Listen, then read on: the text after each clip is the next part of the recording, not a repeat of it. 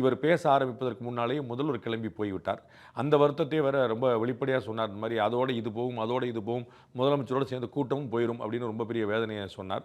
தயவுசெய்து கைதட்டுங்க என்று ஓப்பனாக கெஞ்சி கேட்டு ஒரு கூட்டத்தில வந்து எனக்கு கைதட்டணும் அப்படின்னு சொல்லி அவங்க வந்து கேட்டுக்கிட்டார். நீங்க கைதட்டுறது தான் நான் தொடர்ந்து கவிதை எழுதலாமா, தொடர்ந்து பேசலாமா, தொடர்ந்து வாழ்க்கை நடத்தலாமாங்கிறதுக்கெல்லாம் வந்து உதாரணமா இருக்கும்.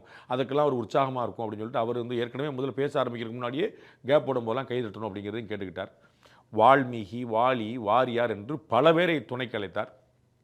ராமரை எவ்வளவு முடியுமோ கம்பநாடுடைய வள்ளல் ராமரை பற்றி அவ்வளவு புகழ்ந்து புகழ்ந்து ராமாயணத்தை எழுதி ராமாவதாரம் என்றே புத்தகம் எழுதிய கம்பரையுடைய விழாவில் ராமரை எவ்வளோ முடியுமோ அவ்வளோ அவதூறு செஞ்சார்னு பார்க்கணும். அதிலேயே வந்து அந்த உள்நோக்கம் தப்பாக இருந்ததுனால அவருக்கு வந்து வார்த்தைகள் கூட சரியாக அன்னைக்கு வந்து விழலைங்கிற பார்க்குறோம். வாரியார் ராமனை மன்னிக்க தவறவில்லை என்கிறார். வாரியார் ராமனை மன்னிக்க தவறவில்லை என்கிறார். உடனே சரி செய்து மன்னிக்க தவறிவிட்டார் என்கிறார்.